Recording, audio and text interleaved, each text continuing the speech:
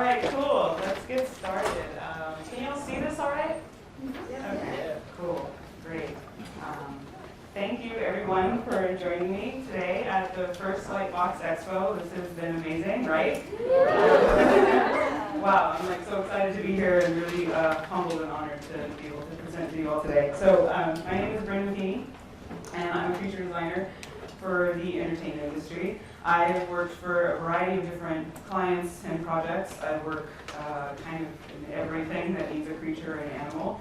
So I've done work for film, animation, publishing, games, virtual reality, kind of any sort of application you can sort of imagine.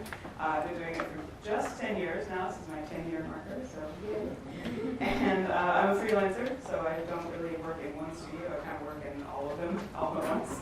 And I do a lot of hopping around. So I'll talk a little bit about what I do. So today I'm here to share with you some of the principles and ideas and processes that I've found useful in my own work, working for different industries, and what I can maybe hopefully impart to you as creature designers to, maybe inspire you to make more believable, exciting, unique characters and creatures. So. Some of the projects I've worked on include Waterview, Clarion. Also done a lot of work for publishing Dungeons and Dragons, these kinds of things. So, wide array of projects. So, our number one principle that I'm sure most of you know, but we're going to kind of dive into this and sort of explain and break down what's so important about looking to nature. But looking to nature is the most important thing we can do as creature designers for finding inspiration and ideas for our characters, right? So nature has millions, literally billions of solutions to the problem of survival. If you think about it, like everything out there in the world is surviving with just itself. It's just its body. And we'll kind of get into that. So look to nature. Form should always follow function, right? There's kind of a caveat to this too. I'll talk about that in a minute. Color and silhouette absolutely matter, and you need to think about your audience. Okay. So let's kind of dive into each of these a bit and sort of break them apart. So looking to nature, as I said, super important. Animals on Earth are amazing, and like I mentioned, they are surviving everyday elements with just their bodies. They don't have tools, they don't have clothes, they don't have shelter. I mean, some of them, there's some, exceptions to that rule. A lot of animals do use tools, but nothing like what we have, right? We have it pretty good in terms of like this situation and needs and all that, and like how that kind of helps us survive on our, hellscape we're making. But the animals are just out there doing it with like they're naked and their hands in their faces, and it's kind of crazy. And so everything about them is like super extreme. And one of the best, or one of the things that we need to keep in mind about these animals is that everything that they do, everything that like makes them who they are, is shaped by their environment. So it's not only just looking to nature, but it's also asking yourself, where does your creature come from? Where is it from? Where made it, right? Like, what's its origin? And these kinds of questions, or this question ultimately is something that can help guide you and give you a starting point. Because so often when you make animals and creatures for entertainment, sometimes you're not like, really given a place, and sometimes you are given a place. And your task is to try to make that creature feel like it's real and belongs inside of the world, right? We want our audience to feel immersed and excited and part of the place. And so this is super important. So asking yourself, where does it come from, is extremely important. And I think two animals, like we can kind of break this apart just looking at two animals from the same family. Does anyone know what these are? Musk ox also. And the other ones? Wildebeest, yeah, the one that killed Mufasa. Oh my God. So two animals, they're both part of the same family, believe it or not. They both belong to the Bovidae family, which is cows, also kind of bizarre and amazing. But two very hardcore cows. So if you look at the top animal there, it's a musk ox, and where do you think it lives? Right? Cold, snowy place, right? Tropical beaches. Yeah, but no, the muskox comes from, northern Canada, like super far reaches of the North American continent, and it's out there in the snow, standing around being a badass. And, but everything about that animal is built to survive in that environment. So right away you notice that it has a really shaggy coat. It actually has two coats. So it's got a woolly undercoat that keeps it warm, and then it has a sort of wiry overcoat that wicks away moisture, so it doesn't get its wool sweater wet, right? Because you don't want to be way down or freeze to death. Everything about that animal is compact. Like, notice how short its body is in terms of proportion. It's like a square. If you were to draw a shape around that, it would be like maybe a kind of chunky triangle, okay? Or triangle, rectangle. And the ears, the face, everything is short and close to the body. Even the horns are close to the body, right? And this is because a lot of cattle and animals with horns actually dissipate a lot of heat through them. There's a lot of blood vessels there. And so all of that warmth is kind of staying in the core, like, shape of this animal, right? Those little prongs, though, stick out, so you can still, like, jab each other, or wolves, or whatever comes near you. But, it's very close to the body. In contrast, if we look at the wildebeest, completely different body plan, right? Anyone know where this one lives? Right, Serengeti, African plains, super hot and just riddled with predators everywhere, all the time. Everybody wants to eat you. And you don't only have like hyenas and lions chasing after you, you have leopards, even crocodiles will grab you, humans, everyone's out there hunting the wildebeest. And so everything about it is to exist in a very hot environment, but also trying to get away from things constantly, right? So it's very lithe in its build. The legs are really stilt-like, and the body's very long, lots of room for running and maneuvering, right? The horns, you'll notice, are actually quite far away from the face, not very close to the head anymore, so we can actually dissipate some heat. The face is longer. Notice how long the face is in comparison to the muskox, right? This is so we can see over that grass whenever predators are lurking, right? So everything, again, about these animals is shaped and molded by their environment and the relationship to it and the relationship to the animals that exist with it, okay? So asking yourself where your creature is from is a great place to start if you're feeling stuck. So one of the projects that I had the absolute pleasure of working on is a project called Alien Zoo. And so, to put it shortly, it's a virtual reality experience. We go as Earthlings up to a alien zoo that's orbiting around planet Earth, and you go and you get to touch and play with and experience wildlife in virtual space, and you walk around, and it's really immersive, really fun. You should go. It's at Century City Mall. It's not an ad. I'm just telling you, it's sort of fun. One of the creatures that I got to design was a rabbit, and it's definitely a homage to Afterman by Dougal Dixon. I'm sure some of you know that book. If you're not, as creature designers, you should. It's a really fun and interesting book. It's about the future of Earth animals, and these are some of the rabbits that you can find in the book. So Walter Parks, my director, loves this book. We wanted to make a creature that kind of was basically a rabbit. It was called the Rabbit in production. It never actually made it to the final part. It's not on display right now, but it'll be called something different to avoid copyright infringement, of course. But my task was to make something that felt like an antelope and a rabbit, in one kind of creature, right? So where did I start? I started off with where it lived. And Alien Zoo was one of those magical projects where I kind of got to make up everything about it. They were basically, some things. We'll actually get into one creature that I didn't have any control over. But it was kind of a blank slate because we were sort of still figuring out the script. The environments hadn't been laid out yet. And I'm a lover of the desert. I grew up in a high desert. And so I was like, I'm going to put my first creature in the desert, 100%. So we talked about how this animal could be something that existed in the desert. So I explored a couple of different body plans. The one that won out was actually the one in the middle that's in color with a little bit of background behind it. So I kind of broke apart that antelope build because we had already had a couple four-legged animals. I wanted to try to switch it up a bit and give us something a little more interesting and new. So I looked to all of these different animals, right? because it lives in the desert, I was thinking, all right, maybe it can have really large feet, so that way as it runs across dunes, it's not going to sink into the sand, right? It has these large sail-like structures that come off of its head that kind of look like ears, but they're not actually ears, right? So as you're walking guests through this experience, the narrator is like, oh, it looks like ears, and it's David Attenborough voice, but they're actually sails, and they flicker and, show off to other other members of their species and whatnot. But they also help dissipate heat, right? And the hairless body can stay cool in hot summer days and whatnot.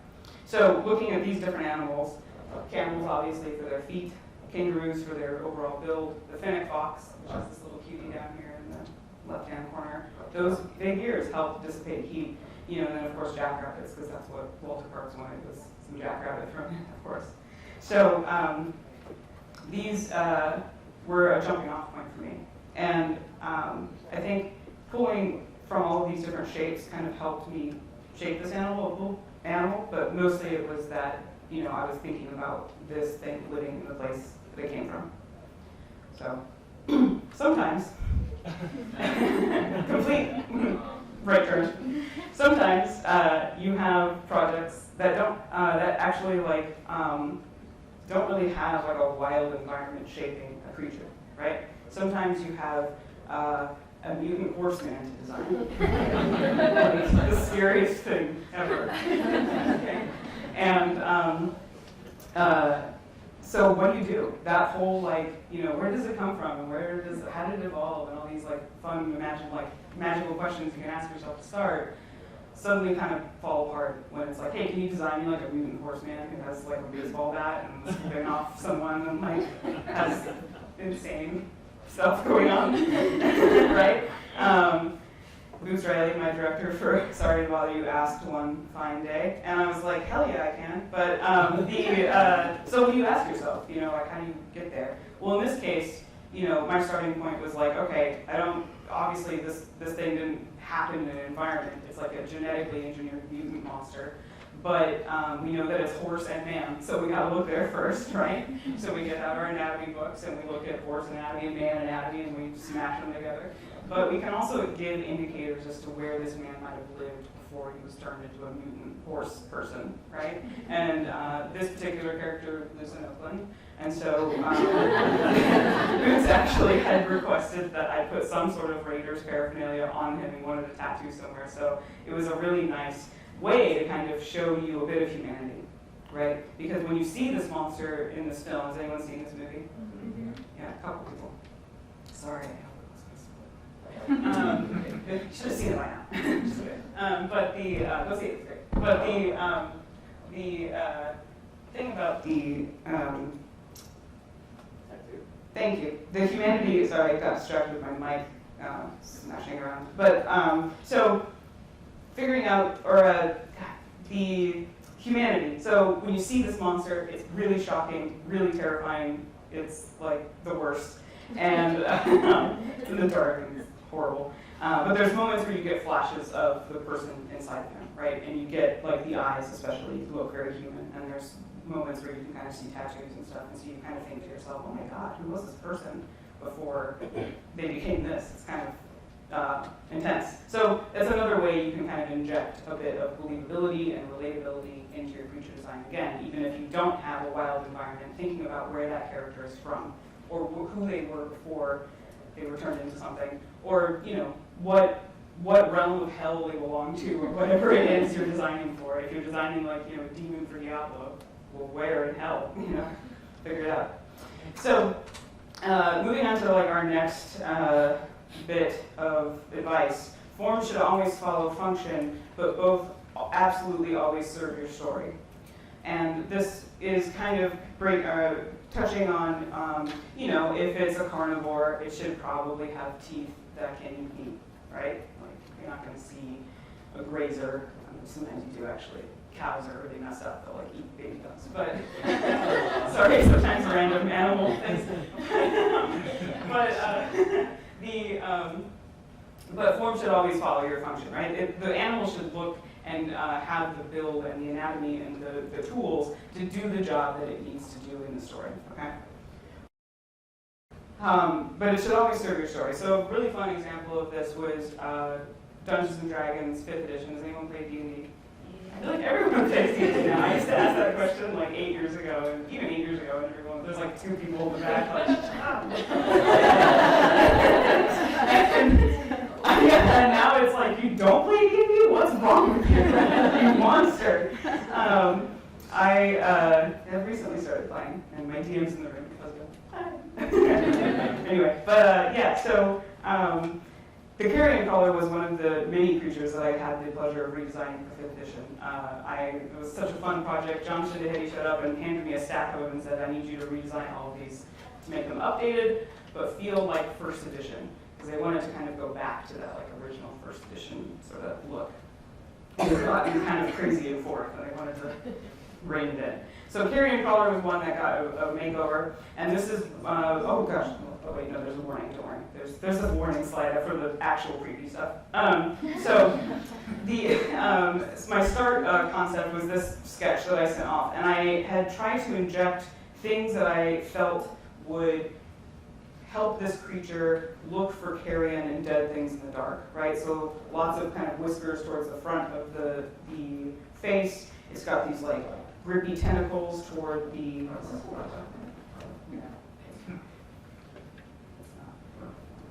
it is. These little like grippy barbed tentacles here for, you know, grabbing on stuff and dragging it towards this horrible maw face. Also, I hate like camel spiders because I grew up with those. And they're so creepy. I grew up in like Lancaster, and they are there. And it's awful. And it has this like kind of, you know, sort of armored head for, you know, in case something kicks it or is alive still, you can take a hit, right? So it has all these like bits about it that can help it sort of, and it's huge. Like carrion crawlers are big; they're like as big as a stable. It's awful. So you know, it's this thing that kind of lurks around. And warning, there are terrible things like I'm about to show you. So if you're like really freaked out about like worms or spiders or stuff, sorry, close your eyes. So these were some of the things that I looked at. It's not that scary. You all creature people, so. This is a camel spider. It's awful. I used to find them in the bathtub. Can you imagine? I'm like 6th grade, and I'm like, everything's awkward, and then I have to deal with a camel spider. Like, ugh. Oh my god. Anyway, so then maggots are a thing that I looked at as well. Grubs and vampire squids, which are super cool because this thing has like tentacles on its face, which is the best. Like everything in D&D has like a tentacle face. So, yeah. So why not put barbs on it too? To make it extra monstrous. So I showed this concept to John Shindeheady, and he was like, actually, can we go back to like this iconic look? And it was a really good note because he was like, what I'm missing from it is this like really dopey big eye. And I was like, okay.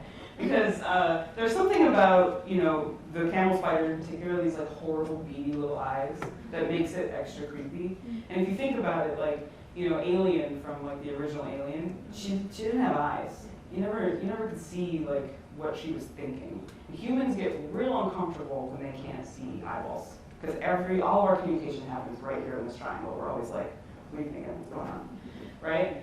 If you take away the eyes from something, it's immediately like, oh no, oh god. You just don't know how to feel. So, but John Shindeheady wanted a giant eyeball. And I was like, all right, it's always a compromise. Anytime you design for anyone, any sort of project, you absolutely have to compromise and you have to make it work. So I thought, okay, we can, oh, and the other thing, he wanted to make sure that it had a lamprey mouth, because lamprey mouths are also on every D&D creature. And there's like a quota they have to meet each monster name.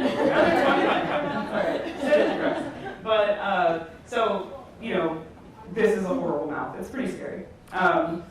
So back to the drawing board, this is what we ended up with in terms of a concept. So I really worked on the mouth quite a bit, and there's some detailed drawings on the next slide. But especially with that eye, I was trying to think about how I could make it feel threatening and plausible and like maybe have a function instead of just being a big dopey eye, right? So perhaps this eye enables it to like pull in a lot of light so it can see. It actually kind of wraps around the head of the thing, so it can actually like see kind of around its whole body. right? It could be sort of an advantage for this thing, because while it's eating carrion, it's not necessarily going to, like, you know, be looking around. It's going to be doing its thing. So now these eyes give it kind of a 360 view, right? So it's a good way to kind of spin it. So it's these kinds of like weird thought processes where I was like, okay, if the carrion crawler is sitting still, it needs to make sure it keeps an eye out, which these big hairs on its back end help with that too, right? Sensing things coming through the dark and air pressure and all that. But those eyes really help as well. We simplified the tentacles a bit just to keep it kind of like iconic and you know, D&D-esque.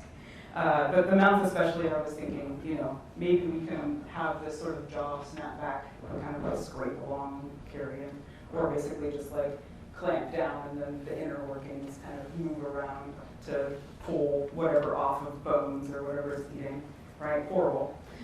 None of this ever moves. Like, they're not animating this, it's going in a book. And but I'm like really into, you know, making all of this weird details. And what's great about 5th edition was they actually took a lot of this idea, this kind of exploration of the creatures, and they actually infused it with a lot of the creatures in the book. So as you flip through that book, there are lots of like supplemental drawings, right? So you don't just get the big illustration, you also get a couple sketches along with it of like, oh, here's a close-up on this, and here's the paw, and here's the, you know, whatever.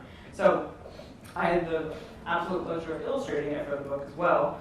I illustrated a bunch of those monsters, but I really had a lot of fun getting into like the nitty-gritty of how this mouth might kind of look and, you know, how horrible it is.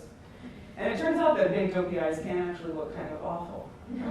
So it worked out. And I think a lot of it has to do with shape. So I didn't just keep it a big circle, because a big circle kind of insinuates like a wide-eyed look, right? I gave it a bit of a, almost a mad, like angry brow. Carrion crawler. You know, like, but it kind of helps sell the like, ooh, this is like a baddie, you don't want to touch them. So form should always function, but form should always follow function, but it should also always serve your story. Okay? And in this case, we needed to make the story, you know, be the classic monster. So silhouette, focal point, and signifiers are extremely important in making your creature work as a concept, as a character, as something that you can present to a director.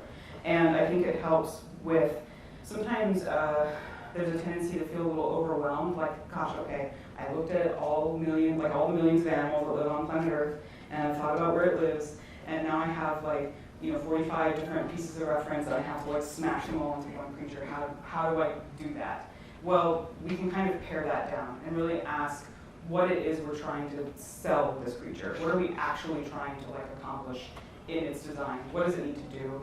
And how can we simplify it? Because ultimately, we want to make sure that our solutions are simple. We don't want them to be overly complex and insane and crazy. And I think it's always really nice to sort of see an elegant, simple solution to things, right?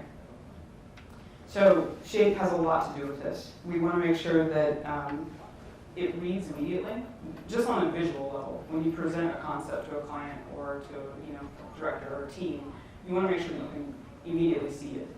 You don't want it to be like kind of hidden in the dark, or like, unless it's a keyframe, and that's like a whole thing. But if you're just like presenting a design, this is what you need to show. Like, here's the design. You can see it, right? But it tells, shape has a lot to do with what you might think about a character.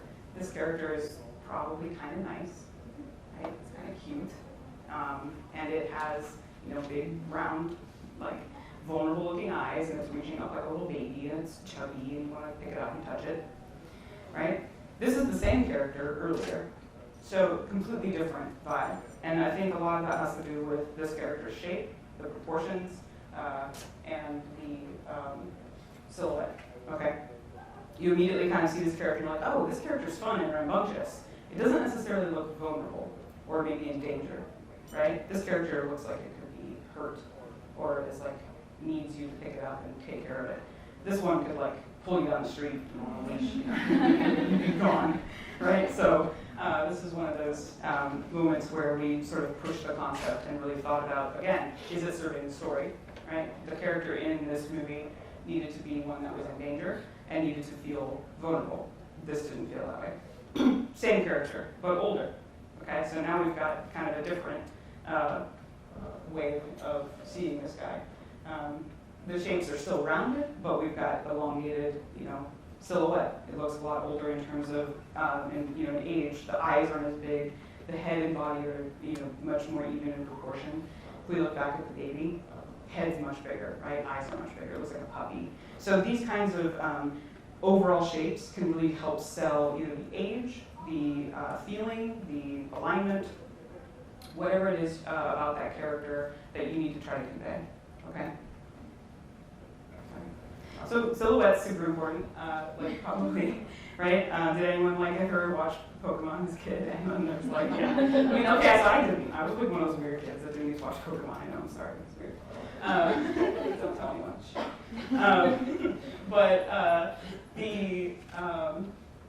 There's always that game, who's that Pokemon, right? And it's Pikachu. The vine. So there's.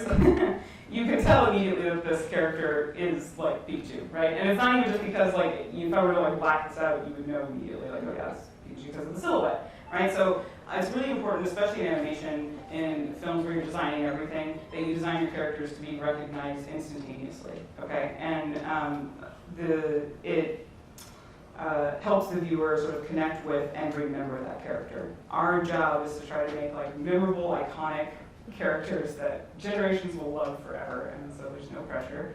But also, it's really important to do that. So one of the ways that we can kind of start to break that apart for our creatures and animals to make it a little more digestible as an artist is thinking about signifiers and what you think of when you think of certain animals and the essence of them. So when you think about a lion, what do you think about first? The mane. Right? 100%. You think about the mane, maybe some teeth, and claws, and this little adorable poof at the end of the tail. What is that? It's so cute. Actually, a lot of big cats have paddles at the end of their tail, and so they can hit it when they run, right? Cheetahs are really exaggerated. If you actually really look at a cheetah tail, it's like a little sail at the end. So when it runs, it flips its tail to the other side, so it's like a boat. It can turn on a pivot. It's really cool. So. Yeah, I'm I don't know what I'm doing this. Go touch a cheetah tail. No big deal. I think there's a wolf coming today or something.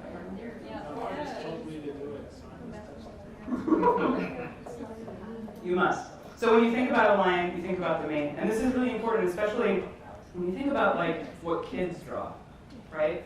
They draw the essence of everything because they're breaking it down into the most basic information. And we all do this.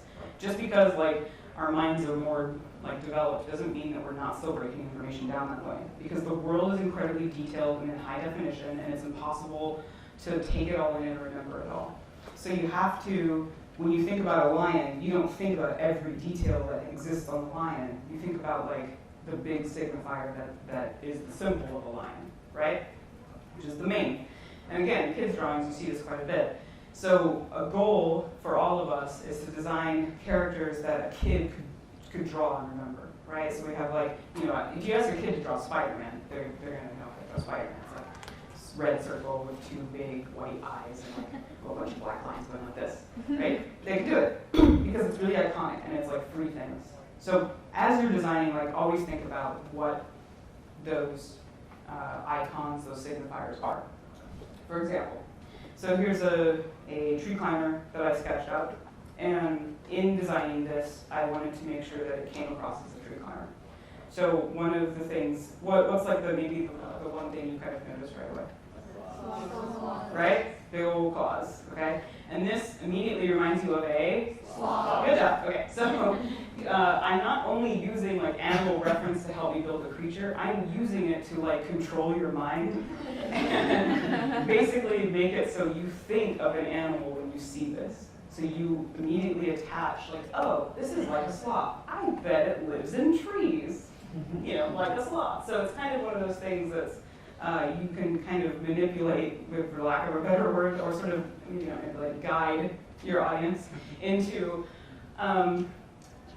real or thinking about different animals, different types of behaviors, different environments, just by using certain signifiers and reference in your design. Okay. Also, the fur right here. Does anyone catch that? Yes. I'm doing it, I'm okay, I'm like, yeah, amazing. Yeah. So like, looking at like orangutans, right, especially, a lot of monkeys have this, and orangutans and big primates and small primates, they have a lot of fur and loose skin to help them, actually a lot of arboreal animals that live in trees are arboreal. A lot of arboreal animals have kind of extra fur skin to kind of deflect things from grabbing. Like when you're squeezing through branches and like your organs are right up against your skin, it's gonna jab you and you're not gonna have a good time. But if your skin's really loose, like clothing, right? It's like, oh, well, it doesn't matter. Just glides right off you and the skin stretches and kind of keeps you safe. Moves it around, okay? So you see this a lot in animals that have to deal with like close spaces, or maybe animals that deal with fighting each other, like wolves and dogs have a lot like loose skin, so they can handle the rustle and tumble. It protects the organs, okay? So these are some of the animals that I was looking to for that. And then of course, to push it into like alien world, just make like kind of messing with the head a bit, messing with the proportions, really exaggerating the proportions. Notice how big the arms are, the legs are. And again, this is another way we can make the animal feel iconic and memorable, is by exaggerating parts of it. So it's not just, a silhouette with, or it's not just the signifier of the claws, it's also the bigness of the arms and the smallness of the legs. So perhaps if this character was on screen for a little while and you asked a kid to draw it, it would probably draw like a really creepy man with like big arms and big claws and like maybe some fur or something, right? So like 3 things. So always kind of think about like 3 to 4 things that you can really latch onto in your designs to keep it feeling iconic and focused. That's the best way, I think, to kind of handle that. So, sort of our final bit of discussion on this is keeping your eyes and your heart on your audience. It's really important to think about who you're designing for and who and what they're going to like go through when they see your work, right? And you need to make sure that you're empathetic and always thinking about your audience from their perspective. You really can't assume that they're going to be on your level, because I could like show you like something like, look at this creature I designed, and it's like the worst looking thing, like the mutant horseman is a good example, because it's kind of a like repulsive idea. It's insane. I find it appealing because I'm really into anatomy and like gross stuff, but not everybody is going to. And that's the point of that creature. It's supposed to kind of be like, what the hell? What's going on? That kind of thing. So kind of just depending on what you're starting for, you need to think about your audience. And another great example about this was this creature for, again, Alien Zoo. I think is a really fun place to kind of show work from because I had so much freedom. But there were also some creatures where I didn't have any, I shouldn't say any freedom, but I definitely had to stay within a very defined box. And one of the creatures in that experience that's kind of a mascot for the park and for the Intergalactic Wildlife Federation is the Megaraph, which is this giant creature here, and it's colossal. I don't know if you can see, but there's people here on this little platform. So it's really, really big. Okay. So when I got to Dreamscape, they had, in the nature of VR, it's kind of a Wild West race to making the next big thing. And so we were working really fast. We turned over this project around a year with all new tech. No, 9 months. All new tech. Whole new team. Everything was new, and we were just kind of going, with the best of our knowledge. And the Megaraph was one of those animals that was kind of blocked out for the experience to sort of show it to investors, which was basically just you standing around a bunch of boxes and like stock footage trees, and like they had like David Attenborough playing in the background, and it was like, I don't know, this big like boxed out looking thing comes and like just kind of looks at you and then walks away. And just like, what the hell? But I guess they threw money at it, so it happened, which was insane. But so when I got there, it basically kind of looked like a brachiosaurus with like a cyclops on it. And like a really long tongue. It's kind of exactly what this creature looked like. And my director, Walter Parks, was like, okay, so I have this idea, and it's like a big dinosaur, and it has a big eye and a long tongue, and it like looks at the people. And I was like, okay. And I'm like standing there in VR, like, yeah, I love it, it's cool, all right. You know, it's like, I'm like, it's so weird. So, so how do we like make this work and make sense and be interesting, and not just be like a cartoon character that feels like kind of, I don't know, a bad nightmare, but we want it to feel like something that maybe had evolved on like another planet somewhere and then was brought to the zoo. So we started out, and I started concepting this thing out, and I thought that instead of making it just like a giant eyeball, perhaps this thing on the front of this thing's face is like a neural stack. And it sort of has, we call it a neural stack because it sounds cool. But it's basically like a big blob of cuttlefish skin. Okay? Does anyone know what a cuttlefish is? Yeah. So they're really good, they're super adorable, and they're really good at changing color really fast and flashing all kinds of color. And this is how they communicate. They actually just like flash color at each other, and they're like, I'm really angry. Okay, cool, I'm hungry. You know? And like, just different colors happen. And it's bizarre. So the thought behind this was like, okay, well maybe we can kind of bring some of that into this animal, or maybe they signal to each other from afar. They're so big, they just kind of like look at each other with this big sack and kind of flash color at each other and sort of communicate that way. Perhaps they use their long tongue that we suddenly have on this thing to eat nectar, right? Perhaps it could be a nectarivore. And it might seem kind of like implausible, but I think there's kind of a fun bit to that I'll get to in a minute. So I ran this by Walter. He loved it. Thank God, because I just didn't want it to be like a big eye. Like, kids, how's it going? It's so weird. Oh God. Anyway, and so I made up all kinds of other stuff with this thing. Like I actually really was inspired by sauropods. But the sauropods are long-necked dinosaurs, and they have really tiny babies, and then the babies like run off into the woods and they like grow big, and then they come back out, and it's like this whole kind of thing because it was kind of weird how they grew so big. So I was thinking maybe these things, give like a live birth perhaps, and the babies like crawl up and it's kind of gross, and they like hang out on their necks and sort of glide around, and then as they grow, they stop gliding because they get too heavy, and they just sort of run off and then come back and are giant. And so it's kind of a fun life cycle we can add to it. So part of what makes, again, sort of this character design meets biology class job that we all have really fun is sort of writing about and making stories about our characters and our creatures. And it's really important to kind of always think about this in every job we do, in the background. There's not always a lot of time to write stuff down. Usually there isn't, because they're like, hey, can you design like 5 characters in like 3 hours? Cool, thanks. And you're like, okay. But on this project I had I had a whole week to design, 10 characters. So it's a long time to like write and doodle. And so I did a lot of writing, and actually a lot of this writing is an experience, read by a man like sounding like David Attenborough, just kind of funny. But so thinking about like maybe the tongue kind of unfolds and has this like, weird feathery texture to it that like dips into these like big bulbous pods that have like some super nutritious nectar in them. They kind of walk around these big trees in the experience, and you sort of fly around them and see all this. So it adds a lot of interactivity to this character. Again, I'm thinking about the audience going into this thing, and you have to kind of think about, okay, there's 2 kinds of people. There's people who like really love creatures and animals, and there's people who are like, okay, I'm not super into it. And the thing about VR and like movie experiences is everyone goes to them.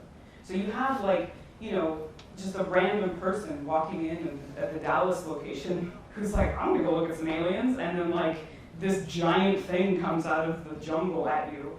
It's kind of alarming. I mean, especially when you're in VR. Has anyone in a VR experience? It's kind of intense, right? Like you feel super immersed. And the thing about this particular one is you're like free, you're not tethered to anything, so it's like, you just kind of feel like, oh my God, like I better hold on to the rail.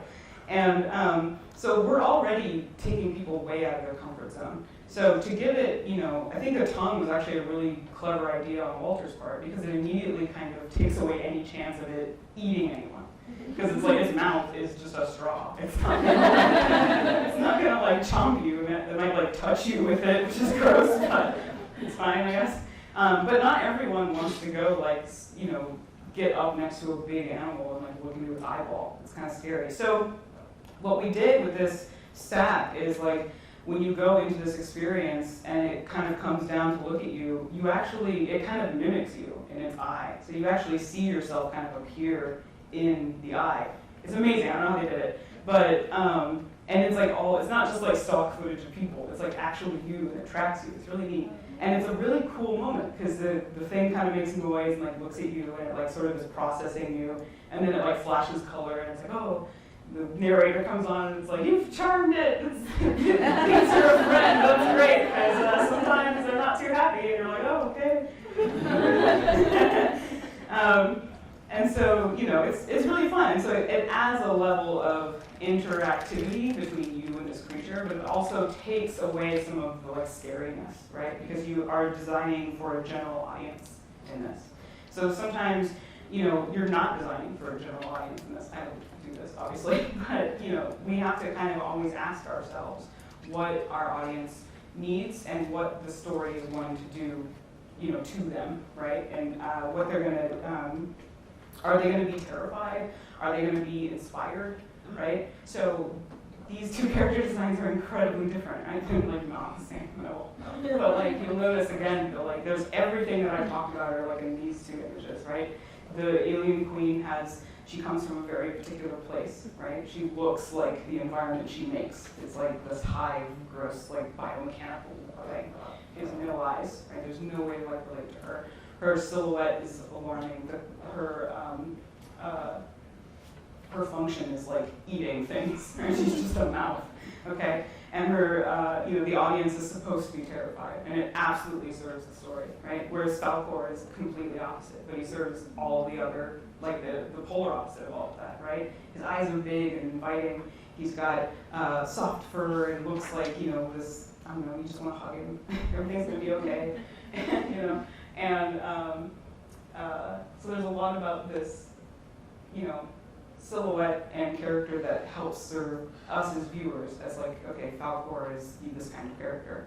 So, and again, these sorts of ideas can sometimes feel a little bit like out there, and I think what works about, if we go back to the megaraph, what kind of works about this is that it sort of bridges that, where it stands right at the edge of like impossible. Right? It's a gargantuan creature. It's sort of pushing the limits in terms of like, well, that doesn't seem like scientifically, accurate. And I'm always kind of looking for ways to sort of inject a bit of like, biology and real world stuff into my creatures. I like them to feel grounded. I like people to have a bit of relatability, or being able to relate to that kind of thing, more so than just designing something that feels kind of random. So, humans really like extreme crazy animals, like impossible animals, right? Cheetahs that like run super fast, water bears that can survive the vacuum of space, right? And like albatross that just like hang out on the ocean all day and they like never come back to land. Like these birds are literally out there all year. They don't flap, they just glide, and then they like land, like crash land on Earth, or on the land, and they lay eggs and then they go out and do it again. It's insane, and it sounds impossible, like actually. Like really? You're gonna tell me there's a bird out there that like doesn't rest? It just floats around in the sky? And it's like, yeah, it does. What are you talking about? Like there's all kinds of stuff in evolution that's crazy. But like, if we think about, that kind of impossibleness and maybe brushing our creatures up against that a bit, it sort of helps our viewers and our audience suspend their belief with us. And it takes it to kind of a wondrous, magical place that is exciting. And it feels kind of like new and interesting and sort of mysterious. And it might sound impossible, but, a lot of, actually the largest, animals to ever walk on our planet, sauropods, subsisted on nothing but pine needles, which sounds crazy, all they ate was like gross conifer trees, but they grew to like gargantuan sizes, and that just sounds insane, right? Like, really? Okay, sure. Like if someone turned that in as a creature design assignment, you'd be like, I don't know. This doesn't seem right. But there it is, right? So all of these points, I hope, will help you all, you know, head in certain directions with your creature designs. I hope that this was somewhat helpful. And, you know, hopefully it will help you, inspire you to make your own creatures and characters going forward. So we have like 20 minutes left. I wasn't sure if maybe we had some questions or discussion, if we wanted to talk a little bit about any of this. I have a microphone that I can like pass around. So if anyone has a question, I see a question up there. Did you want to use this or do you want to shout? Or it's kind of a small room, I don't know. Do you have any tips on horror creatures?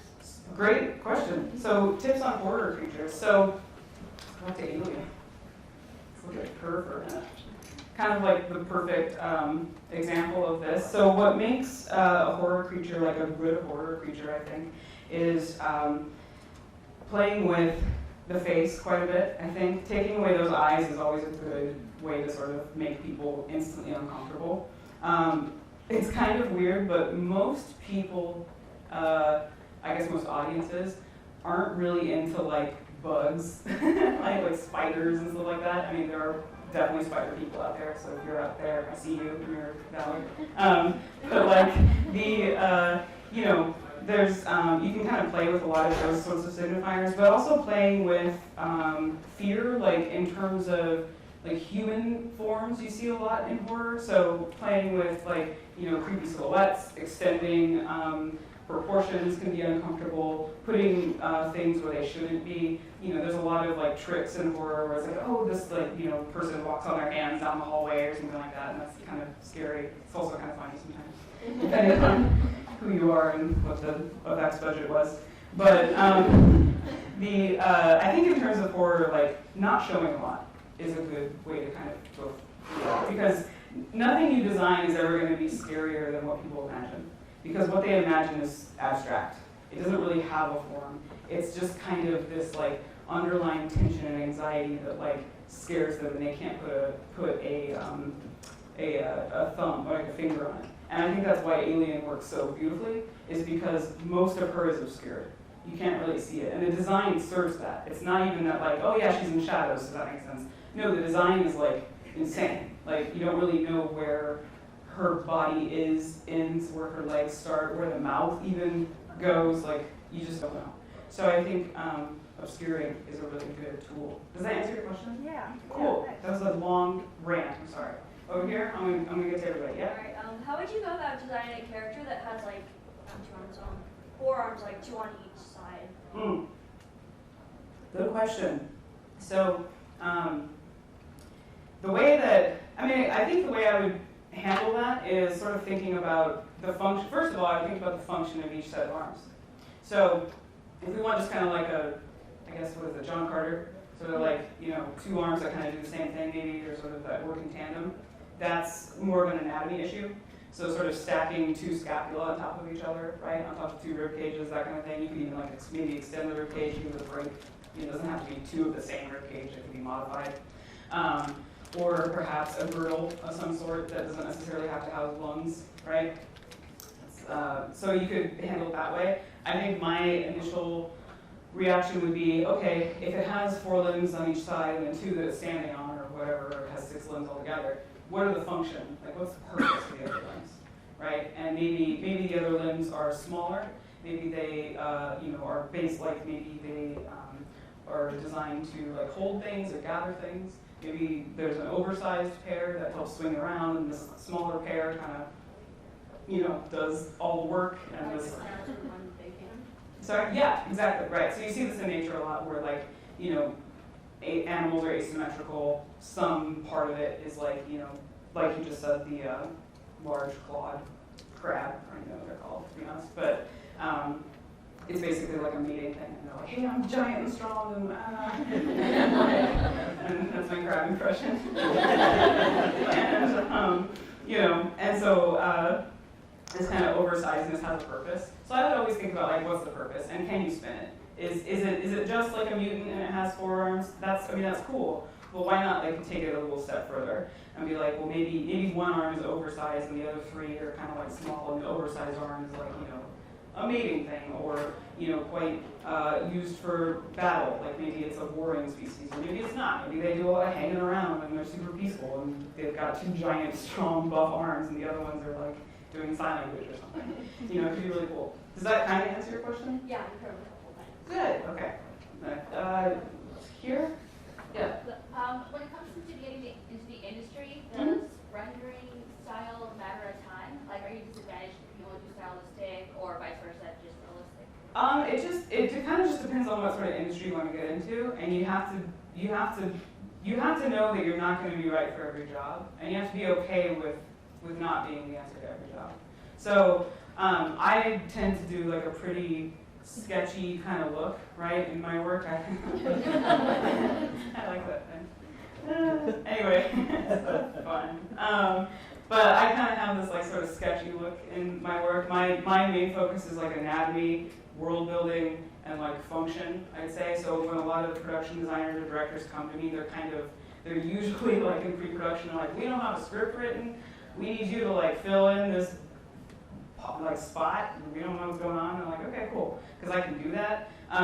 So like what I would say to that is like kind of realize your strength and sort of lean into that, because I've never been, I can paint now, but I've always been a little bit of like I don't know, I can like paint like realistic. I don't do photo real anything. I just don't. But I've made it work somehow. So I think that's a super long rant to your question, but you're not necessarily disadvantaged. I just think you have to know which industry is going to react to you. You know what I mean? So if you are working in a more stylized way, chances are there's a ton in games, animated films, even VR, publishing, that kind of thing. And then if you're working in kind of more realistic fashion, film, games, anything else. That's so much right now. I think it's like really exciting. Kind of anything. So does that answer your question? Yes, thank you. Good. Here in the back. Okay, thank yeah. you. So I had a question. How do you self yourself apart from other creature designers, and is that something that you guys worry about in the industry or no? I guess that's a good question. I think we're all definitely aware of each other. We all know each other. We all kind of hang out, which is really fun. I don't know that I've had, I definitely get like, hey, you kind of remind me of Terrell Whitlatch quite a bit. Or like, have you seen Ian McKay, or, other people work in pencil, like Alan Williams, that kind of thing. But we're not really, I don't know, we're still so different in the way we approach things that I think I've never really felt crowded by anyone, and they're not worried about me at all. but I think it's more that how you approach things and like what your principles are.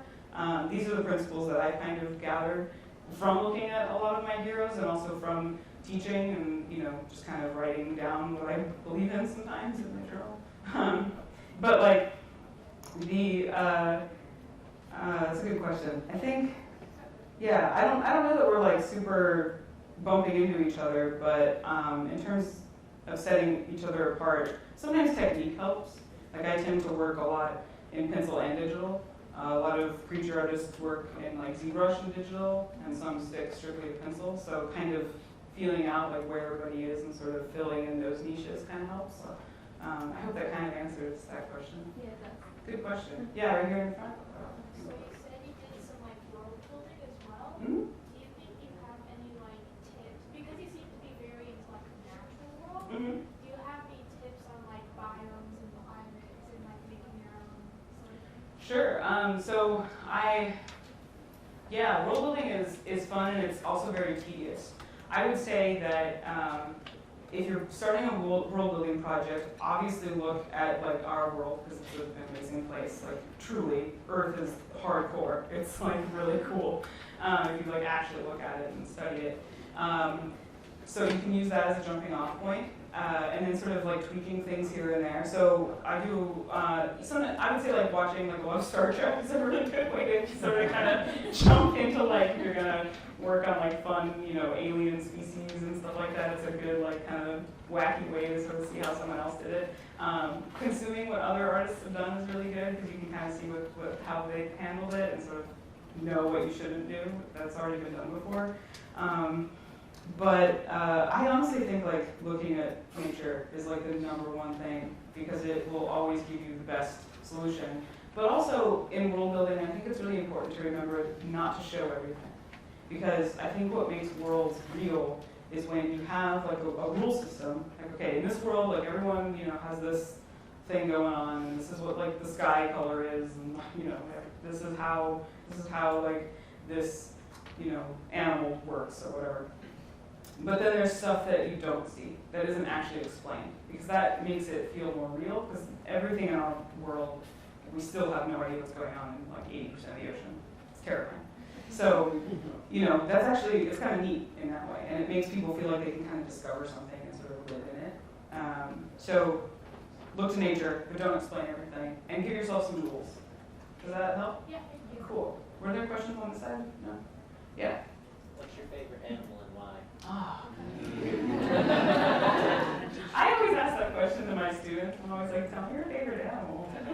And then they do, and don't ever do anything with that information. It's like just a weird thing. I need to like start drawing the thing or something. What's my favorite animal? The sage grouse right now, today. We don't have the internet in here. Everyone look up a sage grouse. Look at it on YouTube because they have these like giant air pouches that just kind of look like giant boots. And they like flap and like inflate and go crazy and they make this like and it's like super weird and it's like this like really ornery, fussy bird and it just like walks around and has these like giant sacks happening. That's kind of my favorite animal this week. Yeah. Sage grouse. Grouse is Grouse. Yeah. Yes? When you have multiple creatures with very opposing anatomy that you're trying to blend together, how would you recommend going about structuring it in a way that feels real? Cohesive, yeah. Good question. So, let's see. Maybe we can look at the. Sorry, I'm just going to kind of cycle through some of these guys. We're going back to the rabbit, I think, because it was a pretty good example. So this guy, we've got like a jackrabbit and an antelope, and like there's even like some armadillo in there, the feet and the front hands. I don't know if you've ever like looked at an armadillo up close, but they stand on their little fingernails, and it's. But there's also like some nautilus in the face, and some weird kind of bug parts happening, just to kind of alien it up a bit. So making all of this kind of fit together cohesively, again, you have to ask like, what is it doing? How does it move around? So always kind of think about your locomotion. If it's hopping, chances are it's going to be built like a hopper, right? So we've seen things hop on Earth, lots of different things hop in different ways. There are like probably at least like 16 different ways to hop, I'm sure. That's not true, I don't know if that's the actual number. But so thinking about like how it moves around and then thinking about what it's eating, like what does it do in its free time, right? So if it's like a predator, if it's hunting things, okay, cool. We know it's probably going to have like something sharp on its body to like stab other creatures, right? With teeth or claws or something. But how is it hunting, right? A lion will like crouch down and sort of like sprint and like kind of pounce, ambush a creature, right? They sort of stop and then go. Dogs will just chase you until you're tired, right? And die and give up. So because of this, because of the way that they hunt, they're shaped very differently. And so what you can do then is kind of use that as a base and be like, okay, I want to make like a dog iguana creature. So, but I want it to hunt like a dog. But what elements of the iguana can I bring in then? Okay, well maybe it's not like necessarily living in the Arctic like a wolf would, but maybe it's living in some sort of like badland, big expanse situation where it's tracking animals for miles. So maybe it has like a scalier skin, something like that. Maybe you can incorporate some of that dewlap from that iguana to kind of help dissipate heat, that sort of thing. So thinking about, again, what does it eat, how does it move around, and where does it live can sort of help you blend those different anatomies together. But I think also, particularly with the rabbit, with these explorations, you can see that I kind of tried a lot of different things. I didn't just keep it, as a two-legged animal. It might have been funny if it was kind of like a hopper, like with four legs, like sort of, there's like that gif of that deer or something across the ice. So my mind's all over this all the time. GIFs, I don't know, I'm sorry. But so thinking about that locomotion can kind of guide you in that way. Does that help? Yeah. Okay, good. And question? How often in the industry are you having to possibly justify your work, like the decisions that you made to directors who may not know as much when it comes to anatomy and biology? Is that something that happens a lot? And do you just kind of compromise and give in to what they do, or figure a different solution? Great question. So in Alien Zoo, Walter was it kind of happens two ways. Sometimes directors are coming to me and they're like, hey, we need your help because we don't know how to make this work, and we need someone who is a geek about this and doesn't have a life. Hey, cool. Other times, on Men in Black especially, it was just shots in the dark because the director at this point was just kind of I just want to see everything. So you were just kind of firing off concepts. On this guy, he liked this character in the beginning. He's like, oh, I really like this. And, I didn't necessarily, explain to him, well, the eyes are adapted for this, and, go, actually, scientific about it. But, because, one, the director was in, I think we're running over. Okay, go. Anyway, so we're not, we have 3 minutes, but cool. But you're not always going to have to explain these kinds of things, because sometimes it just is not important. Nothing about this movie, which is kind of, you didn't really find out where this guy came from. It doesn't matter. But however, I was kind of always thinking about little ways I could incorporate things. So for instance, this baby design, I pulled a lot from baby birds. I don't know if you know this, but there's a lot of birds that when they're super young, they have these brightly colored dots on the inside of their mouths. Yeah, so when the mother goes to feed them, she has she has a bullseye, so she doesn't his beaks are sharp, So you just go right into that mouth. It's cool. So a lot of the face is kind of pulling from that. Maybe there's kind of something about this face where maybe this creature is fed by its mom in a weird way, and kind of so I'm kind of inserting stuff here and there, even if it's not important, because I want it to feel like it came from a place. So yes, and sometimes, and not at all. Yeah. Do you ever feel like you put almost too much work into justifying stuff that then they're kind of oh, whatever, it's 100%. Okay. Because I don't have a life, and I just hang out with my dogs all day, and they, and I'll kind of elaborate on things, and then at the last minute they'll be okay, well that's really cool that you designed it that way, but now it's going to live in trees, and you're just and we're not changing it, and it's going to be an otter creature, but now it lives in trees. And you're just all right.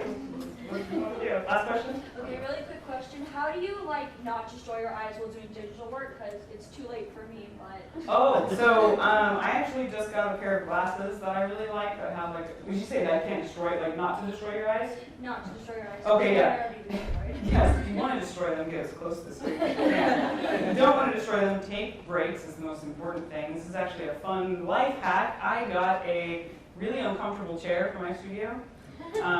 It's not really uncomfortable. It's kind of like a drafting chair, so there's no really comfy armrest where you just sink into it and you don't get up for 3 days. I did that on purpose because I get up. Otherwise, because I had a chair that was the cool gamer chair, and then I never got up. And I was just and I actually very early in my career, I really, really messed up my health because I was so set on getting work, and I neglected myself completely. But we're all okay now, it's fine. Self-care matters, you guys. And but take breaks. But also, when I was at Sony earlier this year working on Ghostbusters, we were working 12, 13-hour days, so not a lot of time to get up and take a break. So I actually have glasses that kind of help with that. You know, some of those like, well, I actually have reading glasses now. Is it the blue light filter? Yeah, the Like blue light those filter. Glasses. Yes, it helps a ton. It does kind of wonk a little with color. It does, Yeah. slightly, so you have to It's adjust yellow for tone. that. Yeah, there's a slight yellow, but it's way worth it rather than messing up your eyes. So if you can swing that, that's good. But looking away, so I actually was lucky enough to sit next to a window, and I would just look out the window every few minutes and be like, oh, outside. Nice. Cool. It's still there. Yeah, or like look out, like watch people. So looking away helps. Actually, I've heard that like, you know, looking away and focusing far really helps keep the eyes strong.